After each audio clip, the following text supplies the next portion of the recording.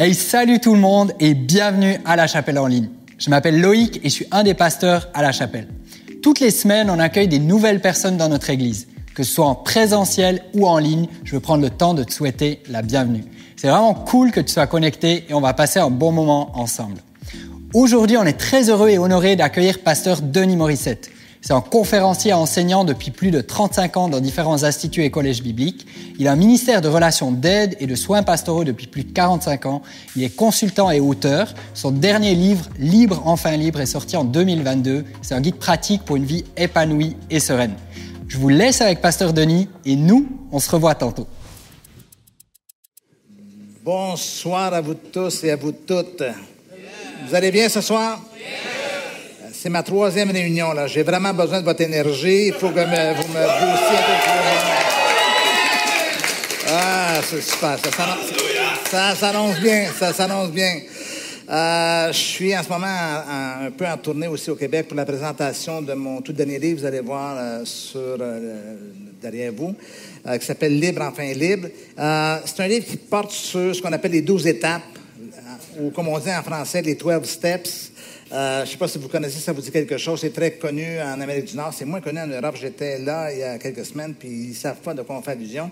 C'est l'idée d'étapes dont l'origine remonte à peu près en 1935. Et vous allez voir apparaître 3 photos sur la prochaine diapo. Vous avez le révérend Samuel Shoemaker, qui est un pasteur new-yorkais qui avait un cœur immense. C'est un des premiers aux États-Unis qui a commencé à ouvrir son église pour recueillir les sans-abri, les itinérants, les alcooliques et tout ça.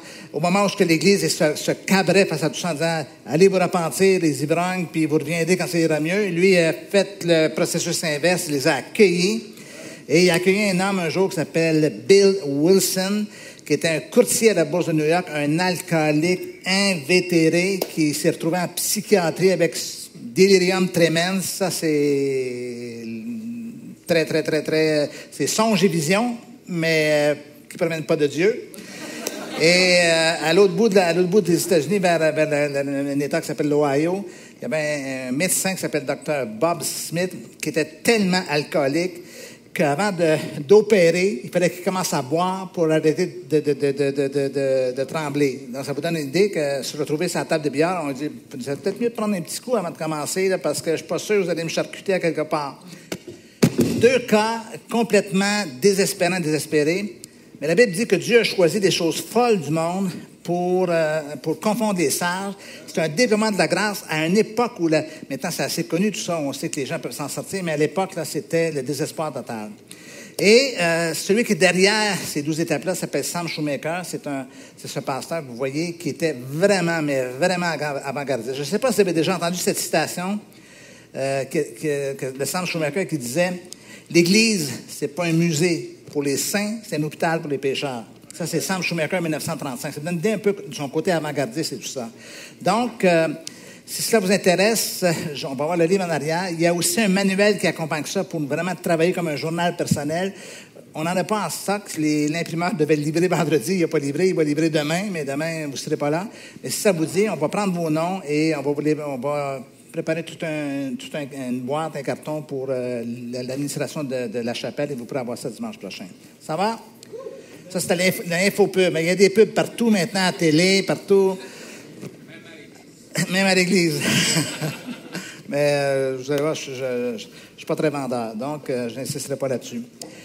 En fait, fondamentalement, pour faire un petit pont, un petit lien avec le livre, c'est le livre qui parle sur la transformation, sur le changement. On a tous besoin. Si je vous pose la question, avez-vous quelque chose à changer dans votre vie? Vous allez dire, c'est sûr, on a toujours des ajustements ici et là, quelque part. Mais, encore une fois, on peut parfois être plein de bonnes intentions, mais pas réussir véritablement à changer. Ou souvent, on va dire aux gens, faut que tu changes, faut absolument que tu changes. Oui, mais comment on fait pour changer? Tu changes, tu demandes au Seigneur de te changer, oui, mais comment ça se passe, tout ça? Donc, on sait la plupart du temps le quoi, mais on ne connaît pas le comment, OK? Ou ce que j'appelle le quoi du comment. Et c'est dans cet esprit-là que j'ai aussi travaillé ces étapes-là, parce que on sait tous qu'on a quelque chose à faire à un moment donné, mais on n'a pas la méthodologie ou les moyens nécessaires, les outils nécessaires pour changer. D'ailleurs, à cause de mon travail au fil de toutes ces années, surtout en relation d'aide et tout ça, je me questionne sur le fait que les gens devraient changer. Et d'ailleurs, ils viennent consulter pour changer des choses dans leur vie.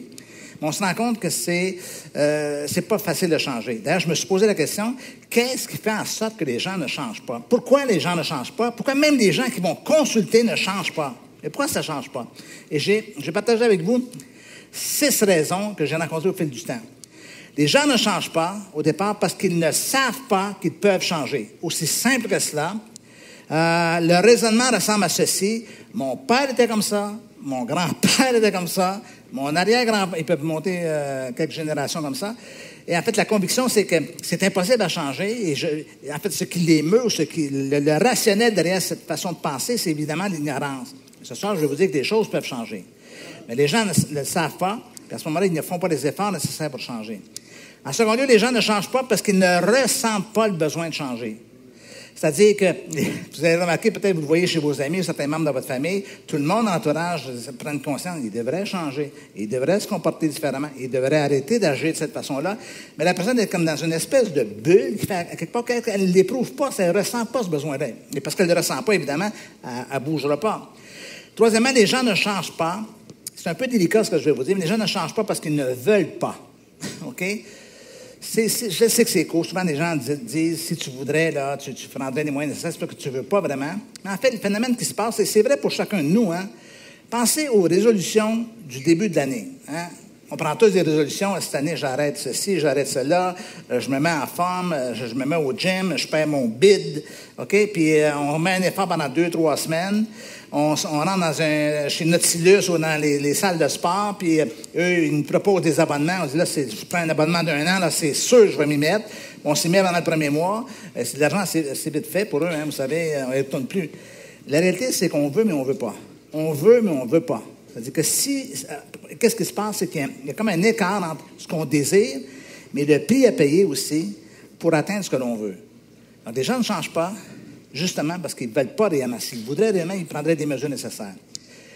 Les gens ne changent pas, quatrièmement, parce qu'ils ont peur de changer. Et là, c'est encore une fois un peu paradoxal tout cela, parce qu'ils aspirent au changement, mais il y a une espèce de sécurité dans le statu quo, dans ne pas bouger. Je suis pas bien, moi j'appelle ça un désespoir confortable ou un confort désespérant. Choisissez la version que vous voulez. Où je suis là, je suis pas bien. Il y a quelqu'un qui me disait ce matin, quand j'étais à l'autre culte du matin à la chapelle, je suis dans ma M, 3 petits points. Puis elle dit, mais à quelque part, je suis bien ou je suis pas bien là-dedans, là, parce que je bouge pas, je vais pas plus loin que tout ça. Et il y a un texte dans l'Ancien Testament qui était révélateur dans le livre d'Exode. Vous connaissez l'histoire de Moïse, vous connaissez son mandat, sa mission. Il fuit l'Égypte parce que Pharaon cherche à le faire mourir. Et il se retrouve 40 ans dans le désert. Arrive l'épisode du buisson ardent où Dieu se révèle à lui. Et non seulement il se révèle à lui, mais il lui révèle aussi ce que sera sa mission de vie. Moïse, tu retournes en Égypte, tu vas sortir mon peuple qui est en esclavage depuis 400 ans. Alors Moïse, après un certain nombre de discussions avec Dieu, il négocie avec lui un peu, il n'est pas sûr qu'il voulait y aller. Il finit par accepter, il va en Égypte. Il réunit les anciens du peuple hébreu. Et là, il leur parle de ce qui lui est arrivé. Et il leur explique que Dieu l'a appelé à aller sortir d'Égypte et de l'esclavage. Et que la terre promise, c'est quelque chose de réel. Et le texte mentionne dans Exode chapitre 6, verset 9, écoutez bien, l'angoisse et la dure servitude les empêchaient d'écouter Moïse. Ça, c'est comme si ce soir, vous étiez tous devant moi, comme ça, en disant, on ne veut pas entendre ce qu'il y a à nous dire, OK? Mais qu'est-ce que Moïse leur propose? Il leur propose une sortie. Il me semble qu'après 400 ans à faire des briques, n'importe quelle autre opportunité, ça va être mieux que de rester encore dans cet état-là. Mais l'angoisse et la dure servitude les empêchaient d'écouter Moïse. L'angoisse et la dure servitude. L'angoisse, c'est la peur de l'inconnu, la peur du changement. Puis la dure servitude, évidemment, ça fait 400 ans qu'ils sont en esclavage. De génération en génération, selon notre façon moderne de voir les choses, c'est 10 générations. Alors, quand la seule chose que tu as connue de père en fils depuis 10 générations, c'est l'esclavage, bien, tu penses comme un esclave, tu vis comme un esclave, tu fonctionnes comme un esclave, tu marches comme un esclave, tu penses comme un esclave. Pourquoi? Parce que c'est ce que tu es devenu. C'est devenu identitaire.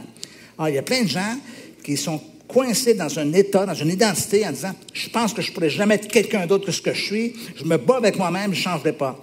Et l'angoisse, c'est un peu la contrepartie de tout cela. Et écoutez bien ce que je vais vous dire ce soir. D'ailleurs, je vais le faire en vous posant la question. Dites-moi la réponse. Entre le connu douloureux et l'inconnu générateur d'angoisse, est-ce que vous savez ce que les gens vont choisir? Le connu douloureux. Je ne suis pas bien dans cet état-là, mais j'ai tellement peur de cet inconnu, de vers où je vais aller, ce que je pourrais devenir et tout cela. Est-ce que vous commencez à comprendre pourquoi les gens, à quelque part, ne changent pas? Cinquièmement, les gens ne changent pas parce qu'ils ne font rien pour changer. Ils réfléchissent, ils espèrent, ils rêvent, ils imaginent, ils aspirent à changer. Ils vont réfléchir aux possibilités de changement. Laissez-moi vous dire ce soir que la réflexion précède le changement, mais ne change strictement rien. Vous connaissez l'histoire du fils prodigue?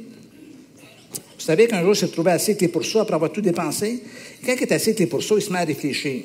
Puis il se dit, moi, combien d'ouvriers chez mon père sont mieux traités que moi ici? Dans sa réflexion, elle est bonne, mais il n'a pas bougé. Il est encore avec les pourceaux. Le texte qui déclenche tout, c'est « il se leva et il alla de son père ». Et là, c'est le déclenchement, c'est l'action. Donc, la réflexion précède le changement, mais ne change rien. Le changement prend place dans l'action. Il faut pouvoir bouger et agir pour que les choses bougent. Est-ce que vous êtes toujours avec moi? Vous êtes tellement silencieux que je pensais que je m'étais retrouvé tout seul, là. Les gens ne changent pas, dernièrement, le 6e point, parce qu'ils ne peuvent pas changer.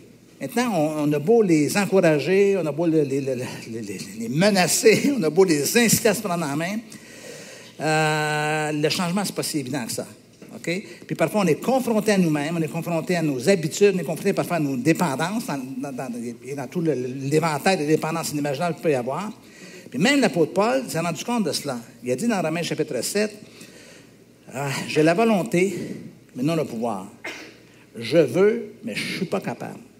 Je veux, mais je ne peux pas. » OK? Et là, dans un élan de désespoir, on le lit dans le texte, il dit, « Qui me délivrera de ce corps de mort? Ou qui me délivrera de tout ce qui m'habite? Qui me délivrera de ma condition? » Et la réponse, il la donne, « Grâce soit rendue à Jésus, Christ de Nazareth, à Jésus notre Sauveur. » Et c'est ça le sens de pouvoir. Maintenant, je ne sais pas si en ce moment vous vous dites, mais Pasteur Denis, on a tout compris comment on ne peut pas changer, donc on fait quoi là? On reste dans notre état? Je vous pose la question, quels sont ceux ici ce soir qui croient que Jésus peut changer une vie? OK? Bon, maintenant, écoutez, je savais que vous ne diriez pas non, je n'y crois pas, là. Je ne suis pas nul à ce point-là. Mais moi, je pense différemment que vous. Je ne crois pas que Jésus peut changer une vie. Ouais. Je ne crois pas que Jésus peut changer une vie. Je crois que Jésus change des personnes. Mais quand la personne se met à changer, qu'est-ce qui se passe? Sa vie change. Comment Dieu peut-il avoir accès à ma vie sans passer par moi? Parce que c'est moi qui est l'acteur principal de ma vie. C'est moi qui ai le premier rôle dans ma vie. C'est ma vie. C'est des décisions que je prends, des choix que je fais et tout ça.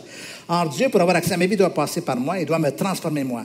Donc, aujourd'hui, à partir de ce soir, au lieu de dire, dans vos moments de prière, dans vos moments difficiles, vous dites, Seigneur, change ma vie, vous allez dire quoi? Change-moi, Seigneur, change-moi. Fais de moi ce que toi, tu veux que je sois. Afin que je puisse faire ce que tu veux que je fasse et que je puisse avoir dans le retour ce que tu as pour moi. Donc, l'obstacle majeur, en fait, à notre transformation de notre vie, ça demeure nous. Et il y a un auteur qui a dit, vous êtes dans une série sur la grâce en ce moment, il y a un auteur, un écrivain qui a dit un jour, la grâce, c'est la voie qui nous appelle à changer. Vous allez voir dans quelques instants. Et qui nous donne ensuite le pouvoir de le faire. Dieu nous fait des propositions. Dieu nous incite à. Et c'est dans ce sens-là qu'on doit s'ouvrir à cette perspective du changement. Ceci étant dit, on va regarder ensemble un récit du Nouveau Testament, une rencontre que Jésus a eue avec un personnage très particulier, un personnage spécial, un personnage qu'on ne peut que difficilement imaginer quand on le connaît qu'il pourrait changer, qu'il pourrait être transformé.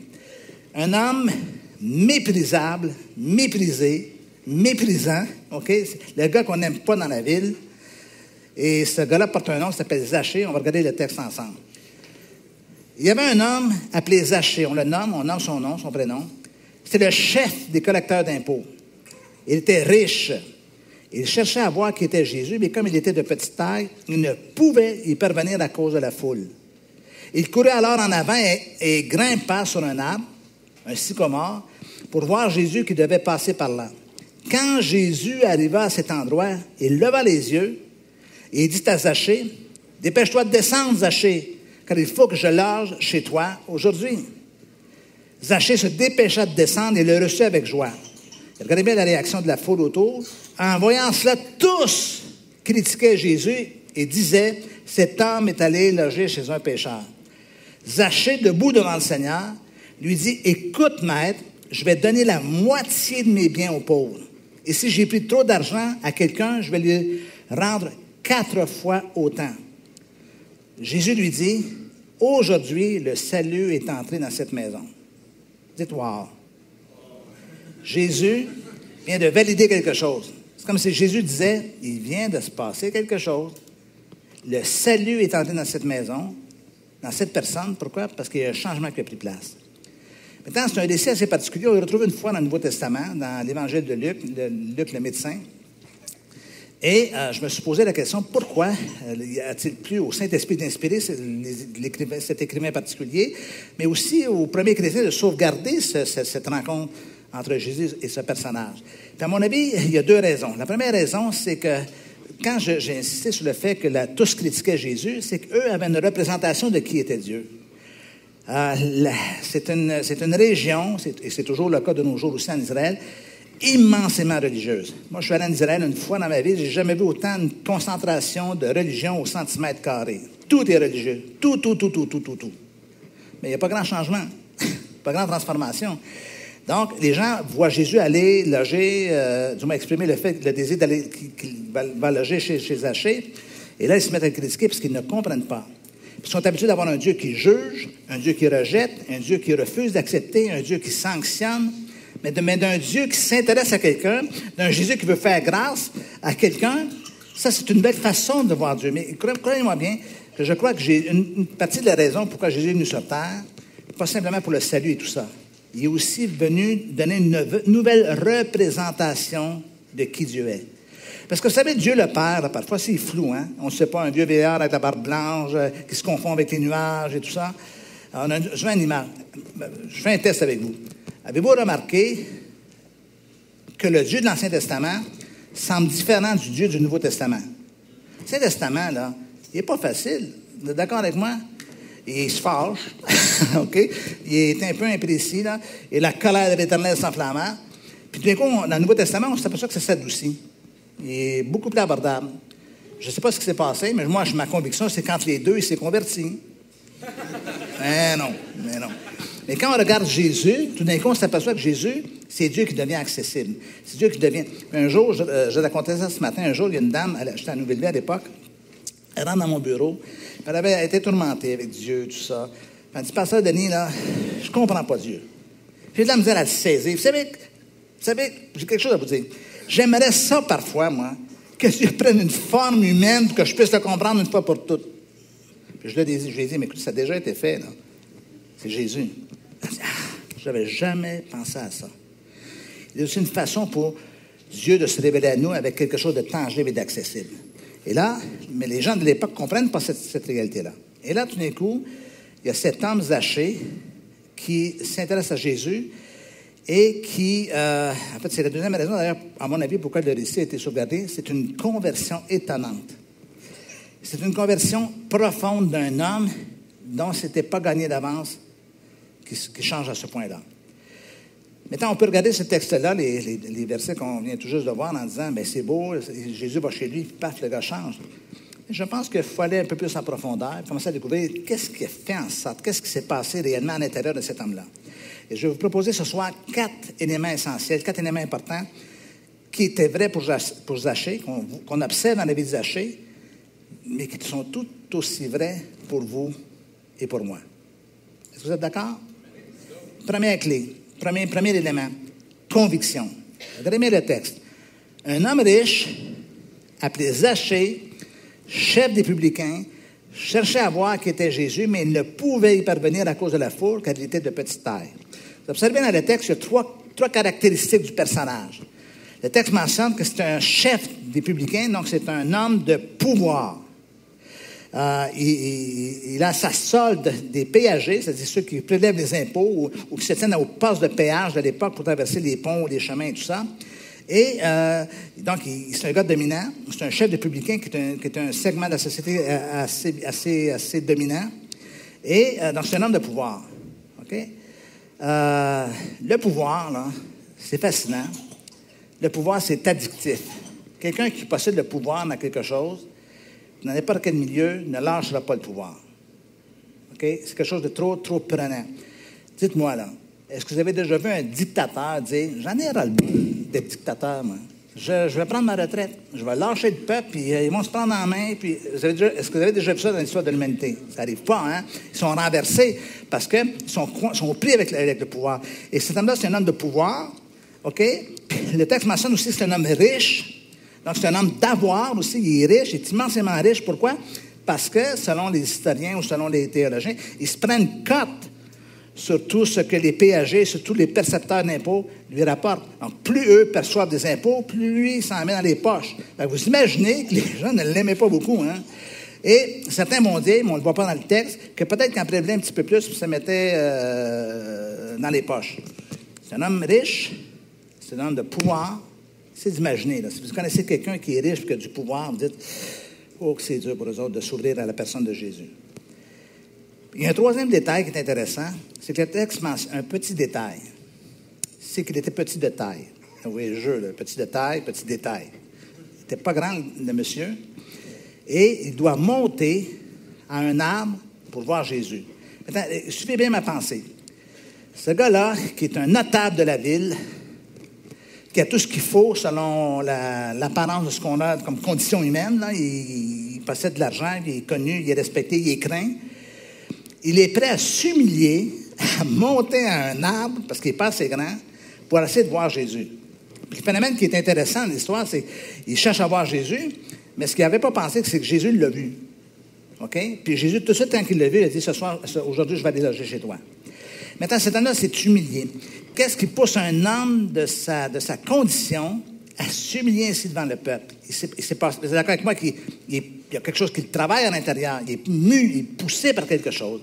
Et c'est ce que j'appelle la conviction. Une prise de conscience intérieure, profonde, viscérale de son état et de sa condition. Rien nécessairement de public, là. Il n'y a pas confessionné à personne.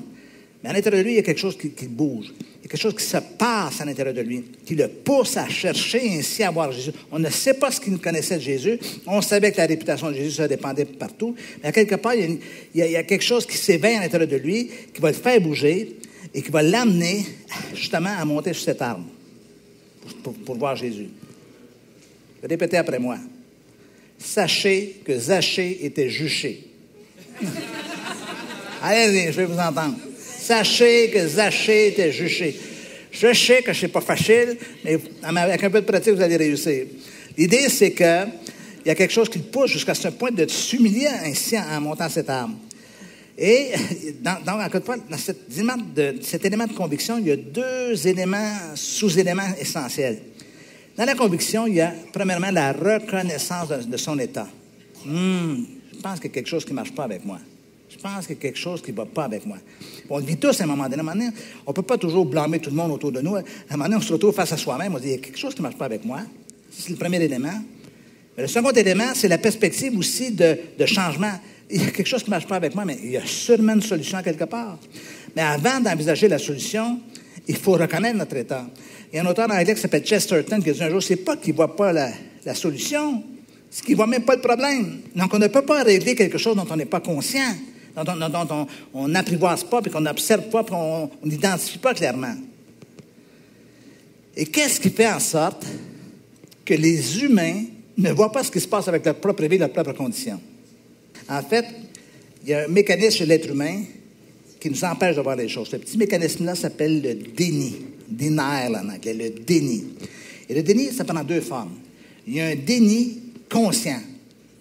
Je ne veux pas voir, je veux rien savoir. Non, je ne veux pas le savoir, je ne veux pas le voir. Vous voyez, là, je suis hyper conscient dans mes gestes. Là, okay? Je sais ce que je suis en train de faire.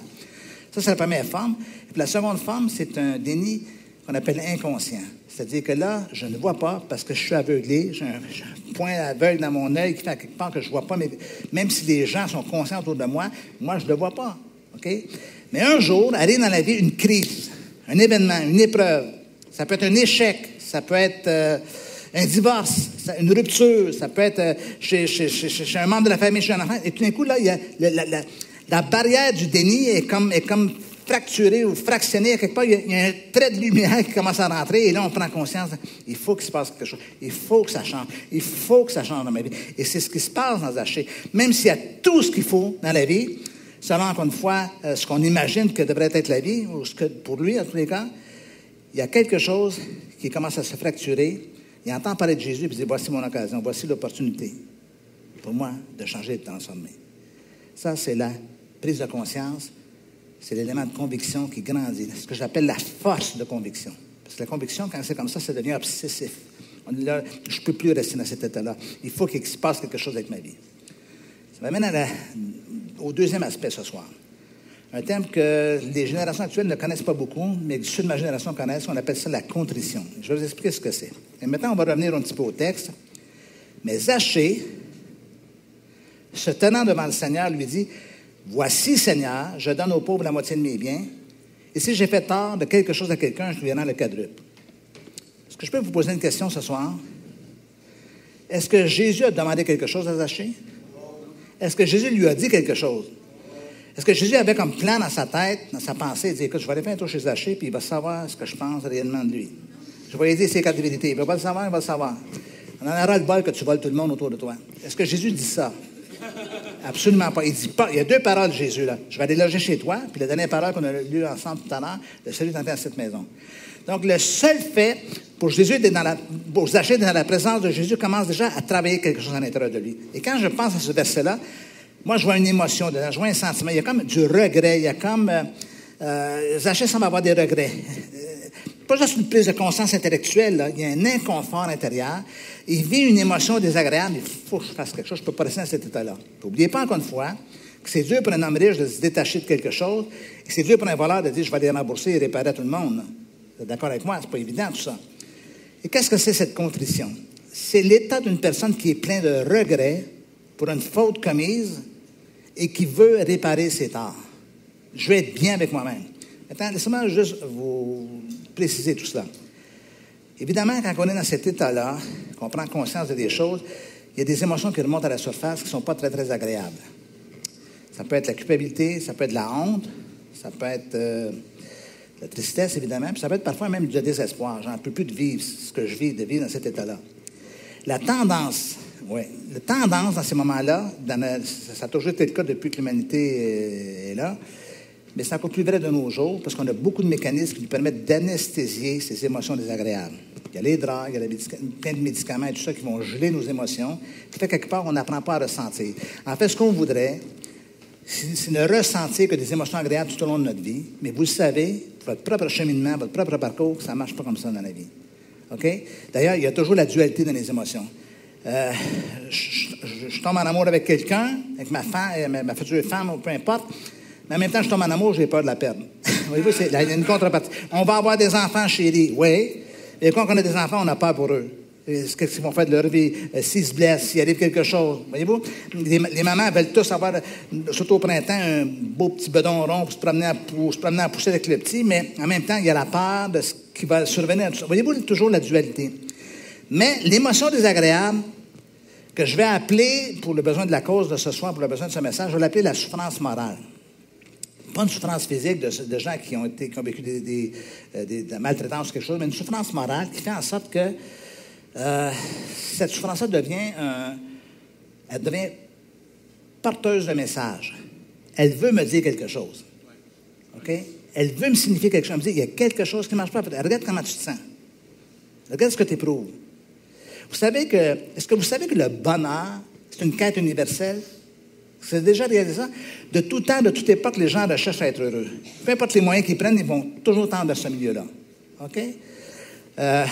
Vous allez voir quelqu'un qui se réjouit, qui est super heureux. Il dit, Mère, qu'est-ce qui t'arrive? As-tu gagné à la loterie?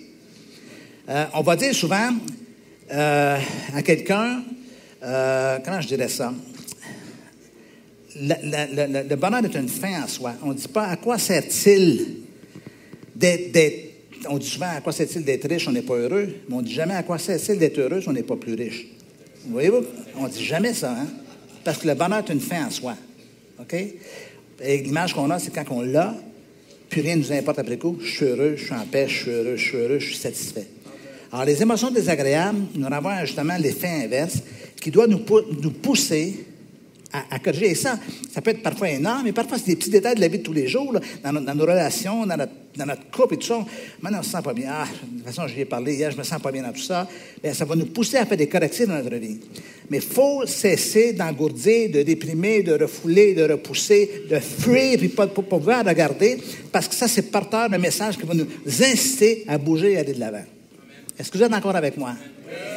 On va regarder un texte de l'Épître de Jacques qui va peut-être vous rendre un petit peu inconfortable, mais donnez-moi la chance de vous l'expliquer un petit peu. Le texte dit « Sentez votre misère, soyez dans le deuil et dans les larmes, que votre rire se change en deuil, votre joie en tristesse. Humiliez-vous, dis-je, devant le Seigneur vous élèvera, et il vous élèvera. » D'accord avec moi que moi, les premières fois que je lis ce texte-là, c'est dur, c'est comme si Dieu dit « Regarde ce que tu as fait, c'est pas de sens. » Ouais.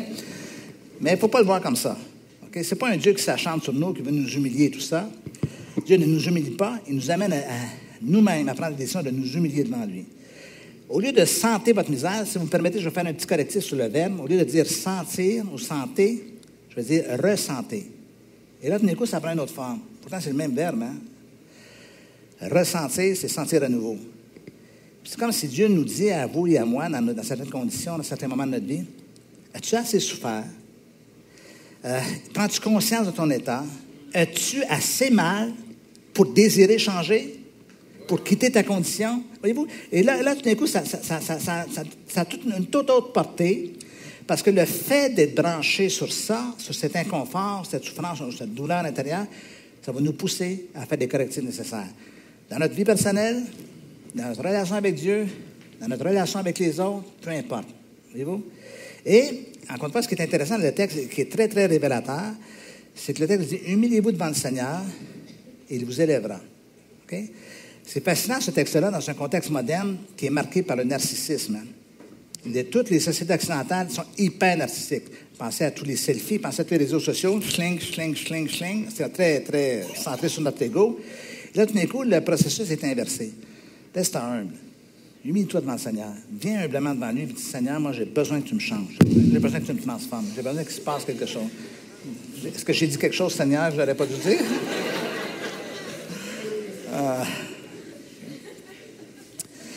Savez-vous l'histoire du petit garçon dont la mère voulait, le matin, donner pour le petit déjeuner des petits poireaux dans un petit bol.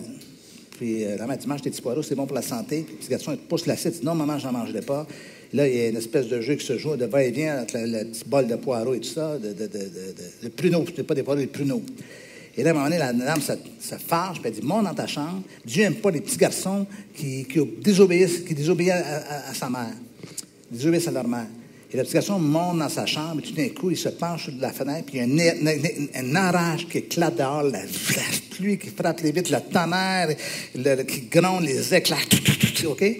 La mère, en entend tout ça, elle dit, c'est pas un cadeau. Elle monte dans la chambre, puis elle ouvre la porte, puis elle voit le petit gars qui est assis, et elle entend son petit garçon devant la fenêtre qui dit, écoute, Seigneur, t'es pas obligé de te fâcher juste pour 2-3 petits pruneaux quand même. Voyons? Et l'image, c'est que souvent, les enfants ont une vision de Dieu beaucoup plus réaliste que peuvent l'avoir les êtres humains. Et Dieu ne cherche pas à m'humilier, il cherche à ce que moi, j'arrive devant lui en toute humilité. Puis vous savez, les gens humbles ne sont jamais humiliés. C'est des orgueilleux qui perdent la face. C'est des orgueilleux qui ont peur de perdre quelque chose. Quand tu es humble, ouais. Mais c'est la grandeur d'un homme d'être comme ça. Êtes-vous toujours là? Et quelqu'un a dit un jour, si la douleur ne conduit pas à l'humilité, si la douleur ne conduit pas à l'humilité, vous avez gaspillé votre souffrance. Aïe, il faut que ça serve à quelque chose. On a tous eu des moments difficiles. J'ai eu mon lot d'épreuves dans la vie. Mais il faut que ce qui m'est arrivé, il faut que cette douleur qui soit là me serve. Il faut que ça serve. Et c'est ça qui va donner un sens à la vie aussi. Je récupère ça et je la transforme à quelque chose qui va justement me réformer, m'amener vers de nouvelles avenues. Troisième principe ou troisième clé, la confession.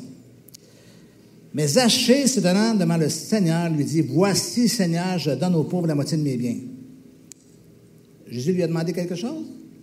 Non. C'est lui, c'est son initiative. Et si j'ai fait tort de quelque chose à quelqu'un, je lui rends le quadruple. Vous savez qu'au début de l'Église chrétienne, il y a près de 2000 ans, près de 2 millénaires, la confession, ça avait une place hyper importante.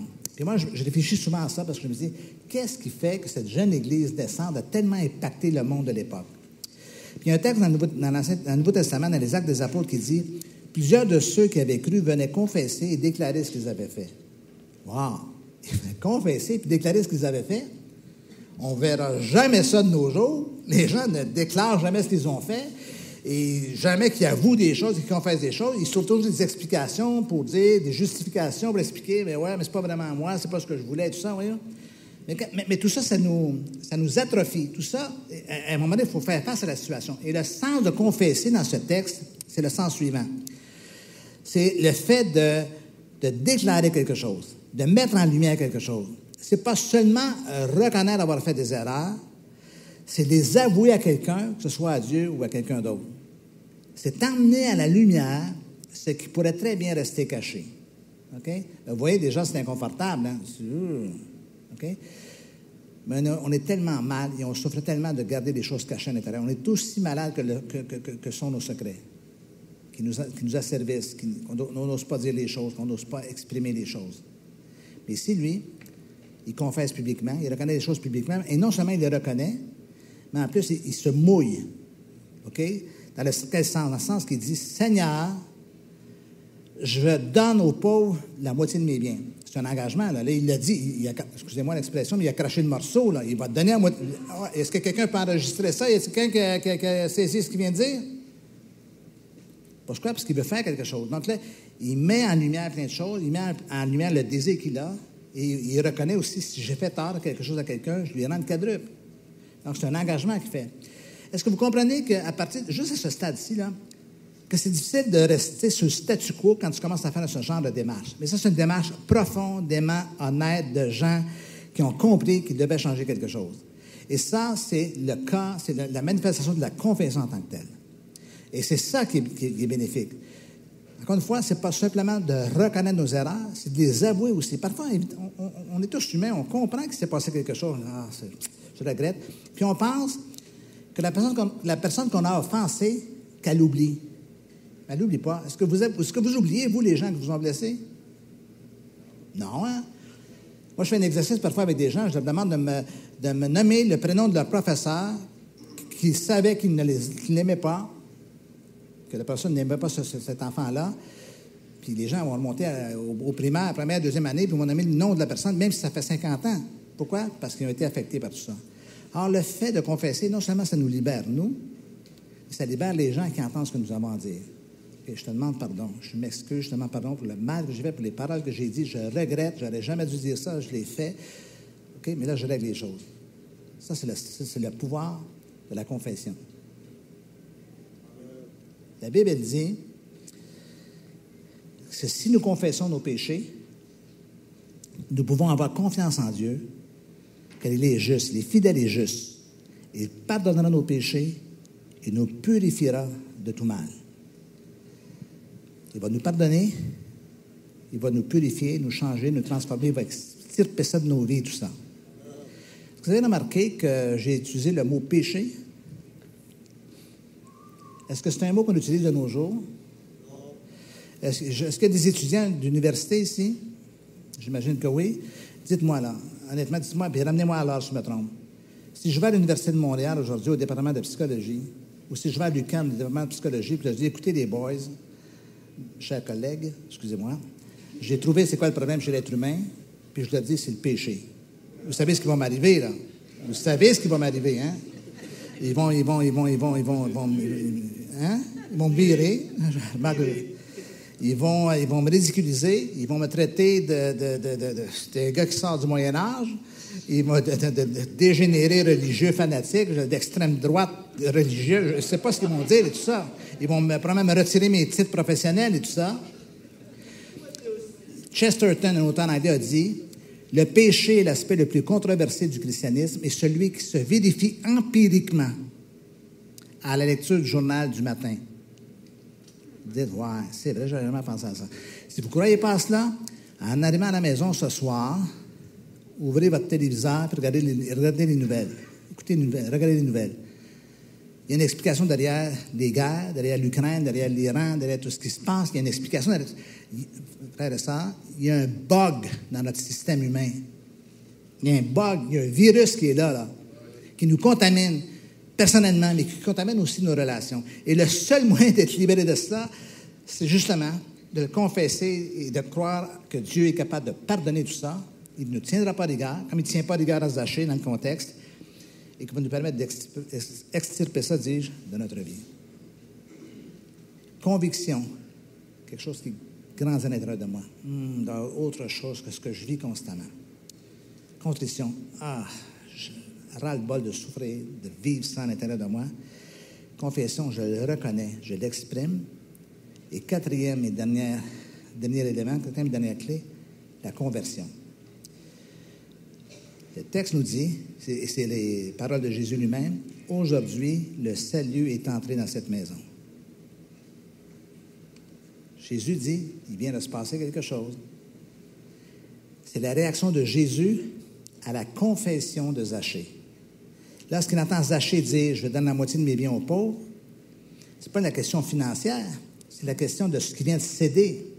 Et lorsqu'il dit « Si j'ai offensé quelqu'un, je lui donne au quadruple », Jésus voit qu'il s'est passé quelque chose, parce qu'un homme de cet état, de cette condition, ne peut pas dire ces choses-là. Alors Jésus, quand il entend ça, il dit « Wow, il vient de se passer quelque chose, le salut est entré dans cette maison. » Et ça, c'est ce qu'on appelle la conversion. Maintenant, je dis, Pasteur Denis, vous êtes dans une église ce soir, même si ce n'est pas une église formelle, vous êtes l'église ce soir, on voudrait vous faire comprendre qu'on est déjà convertis, nous, pour la plupart. On est ici ce soir. C'est parce que vous ne comprenez pas le sens de la conversion. Dans notre monde évangélique, on réduit la conversion à un moment dans la vie où quelque chose s'est passé.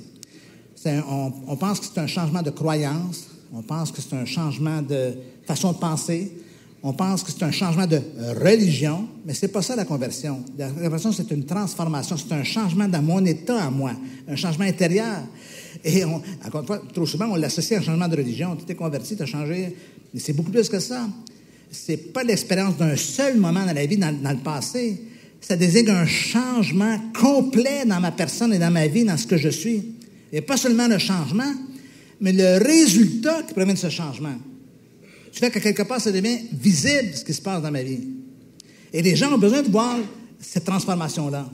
Est-ce que vous savez, je vous annonce une nouvelle ce soir, est-ce que vous savez que vous n'êtes pas invisible, que les gens vous voient, que les gens vous observent, dans votre milieu, que ce soit à l'université, que ce soit dans votre travail, le jour où les gens savent que vous êtes chrétien, vous êtes sous le scan, ils vous observent, ils regardent pourquoi, ils sont à la recherche de quelque chose eux aussi. Ils ont besoin de voir des représentations, des modèles de ce que c'est être changé. Donc, au lieu de dire, maintenant, j'ai changé, laissez les gens vous dire, mais c'est incroyable comment tu as changé. Parce que le changement devient évident. C.S. Lewis a dit un jour, si la conversion n'apporte aucune amélioration dans les actions extérieures d'une personne, alors je pense, et c'est C.S. Lewis qui parle, je pense que sa conversion était largement imaginaire. Dites aïe aïe. Aïe aïe. Ça fait mal.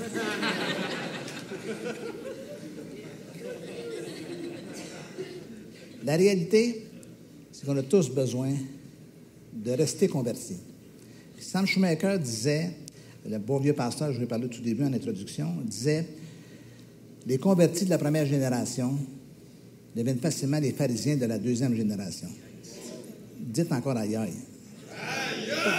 Parce que c'est le risque. Chez les plus vieux chrétiens, des gens qui ont un plus long parcours, c'est le risque. Maintenant, je suis arrivé, maintenant, je suis bien, je n'ai plus besoin maintenant d'être transformé. La réalité, non, c'est quelque chose qui continue. Puis ce soir, mon intention n'est pas de mettre un fardeau sur vos épaules. Si quelqu'un ici ressort de ce lieu coupable de quelque chose, un sentiment, j'ai raté mon coup, là. C'est pas ce que je veux. Ce que je veux, c'est susciter l'espoir de la possibilité de changement et de transformation. Maintenant, ça fait suffisamment longtemps que je navigue dans le monde chrétien pour vous dire, le changement, ça ne cesse jamais. On a toujours besoin. Plus qu'hier, moins que demain. OK? On s'améliore de jour en jour. On devient de plus en plus semblable à l'image de Christ. On nous amène vers la statue parfaite de Christ. Et encore une fois, dans cette histoire de Zachée, le fait qu'il dit « Je donne la moitié aux pauvres la moitié de mes biens et je rends au quadruple celui que j'ai offensé ou celui à qui j'ai fait du tort », démontre qu'il a expérimenté une véritable et réelle conversion dans sa vie. Et c'est ça.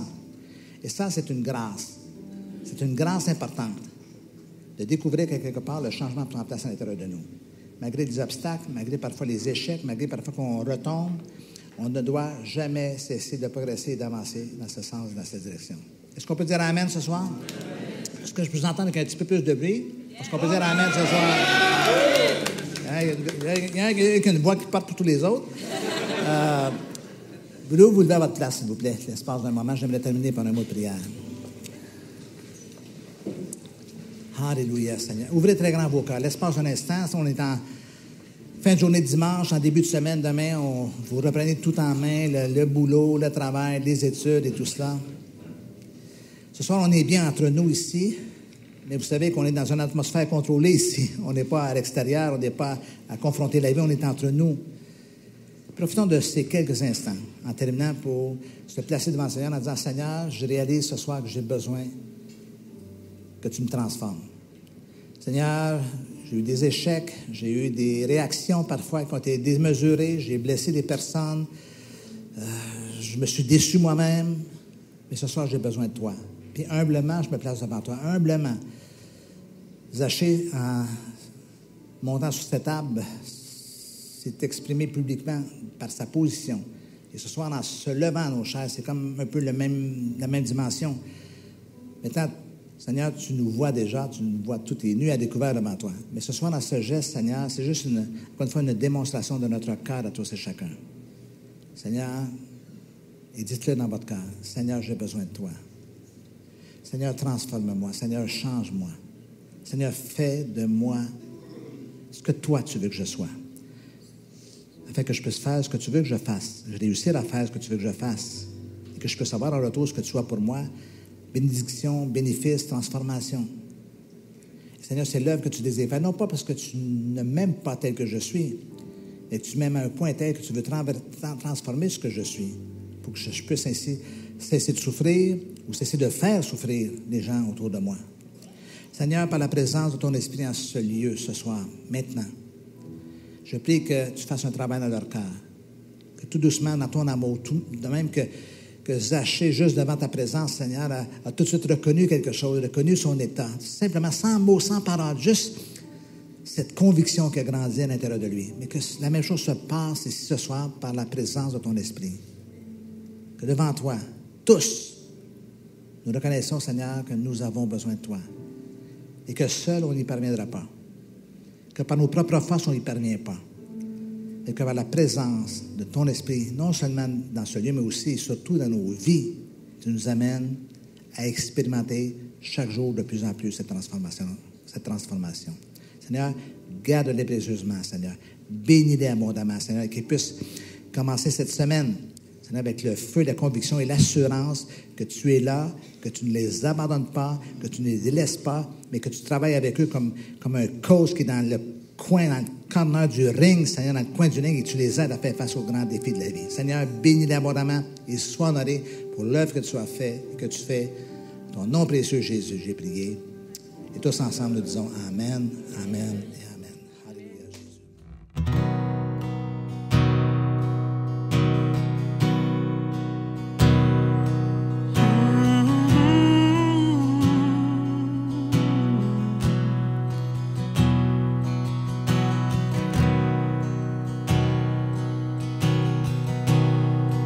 Captivé par ta présence, je désire rester captivé par ta sainte présence. Je veux m'abandonner.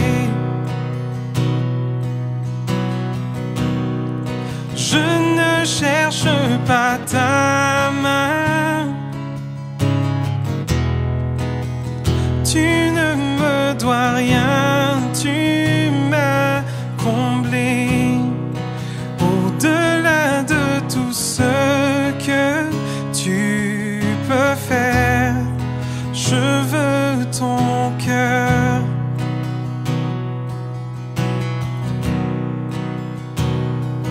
Pardonne-moi quand tout n'est qu'une habitude. Pardonne-moi quand j'oublie pour qui je chante. Je veux tout recommencer. J'ouvre à nouveau mon cœur à toi.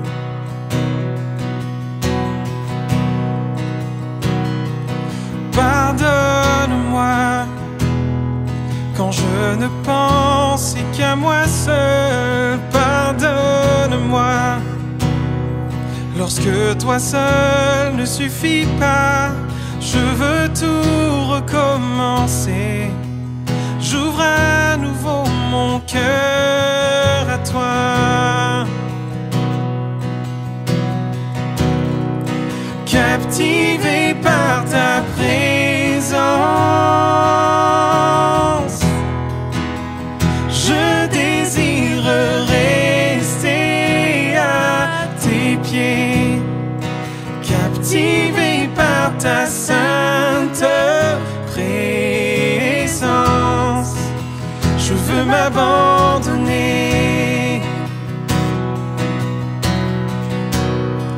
Je ne cherche pas ta main.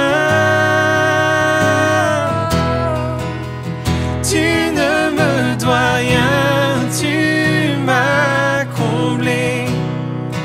Au-delà de tout ce que tu peux faire, je veux ton cœur. Je veux ton cœur. Rien au monde, rien au monde ne peut me combler. Je veux ton cœur. Rien au monde, rien au monde ne peut me combler. Je veux ton cœur. Rien au monde, rien au monde ne peut me combler. Je veux ton cœur. Rien au monde, rien au monde ne peut me combler.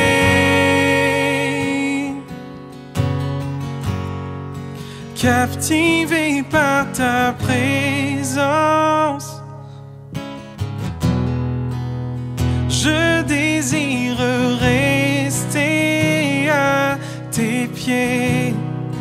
Captivé par ta sainte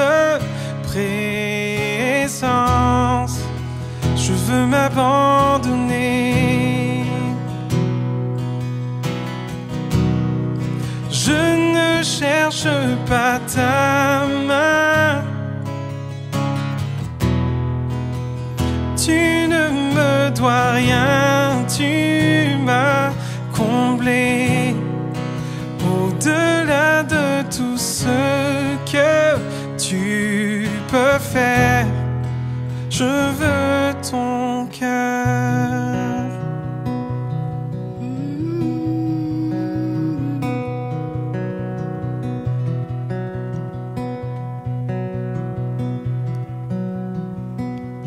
Tu m'aimes malgré les circonstances et les offenses. Tu m'aimes au prix de ta vie et sans répit. Tu m'aimes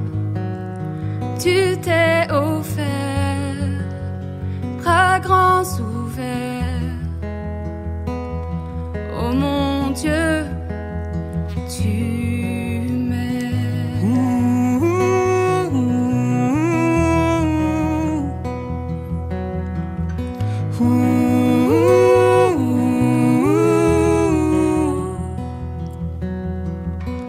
Tu as fait preuve de tant de grâce à mon égard. Lorsque tu as tout accompli. Mais ta mort n'était pas la fin de l'histoire.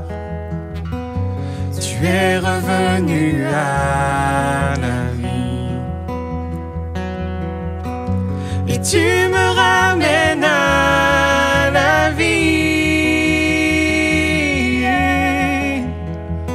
Car tu m'aimes. Malgré mes circonstances et mes offenses, tu m'aimes. Au prix de ta vie et sans répit, tu m'aimes. Tu t'es offert, bras grands ouverts.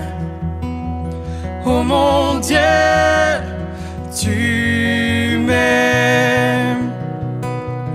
À en accepter d'être attaché sur le bois.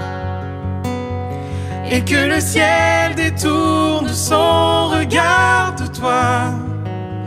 Tu t'es battu pour moi, Jésus.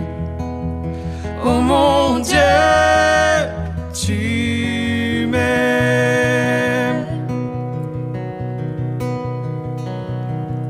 Ni la mort, ni la vie, le présent ou l'avenir ne peut dérober mon cœur de l'amour de mon sauveur.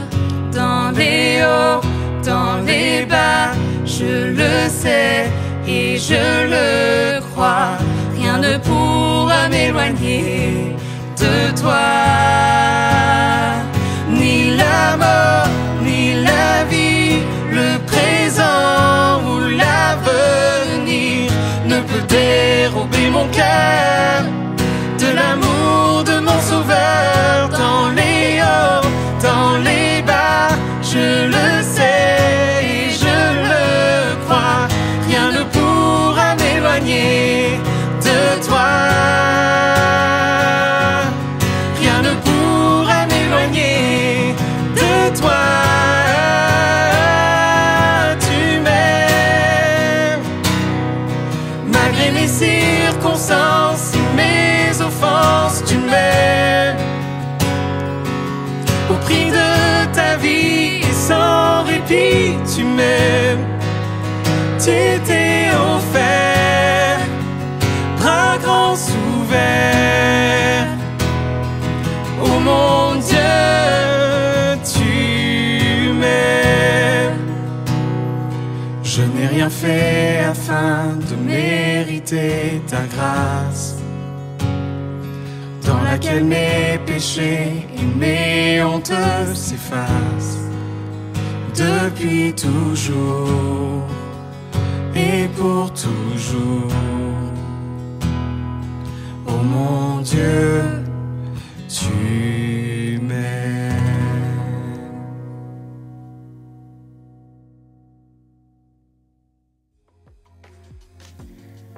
Si t'es chrétien depuis plus de 24 heures, tu sais que changer, c'est pas toujours facile. Je crois qu'aujourd'hui, Jésus t'appelle. Il veut te transformer, il veut te libérer. Peut-être qu'en entendant Pasteur Denis, tu t'es identifié avec Zachée, tu réalises qu'il y a un problème. On a tous des choses qui doivent être transformées. Alors arrête d'anesthésier ta douleur, mais reconnais, confesse, donne-toi à Jésus, il veut te transformer. Si ce message t'a parlé, si tu veux témoigner de ce que Dieu a fait dans ta vie ou simplement connecter avec d'autres chrétiens de la chapelle, n'hésite pas à nous rejoindre demain midi sur Zoom. On prendra un temps pour parler du message et pour prier les uns pour les autres. Si tu peux, rejoins-nous en présentiel les dimanches dans une de nos chapelles à Montréal, Québec ou Gatineau. Les horaires s'affichent à l'écran. Merci à tous ceux qui donnent généreusement semaine après semaine. Si tu appelles la chapelle ton église, je t'invite à donner de façon régulière. Tu peux donner de façon automatique en allant sur notre site web ou sur notre application mobile. C'est facile et ça fait une grande différence. On se retrouve la semaine prochaine. Je te souhaite une belle semaine.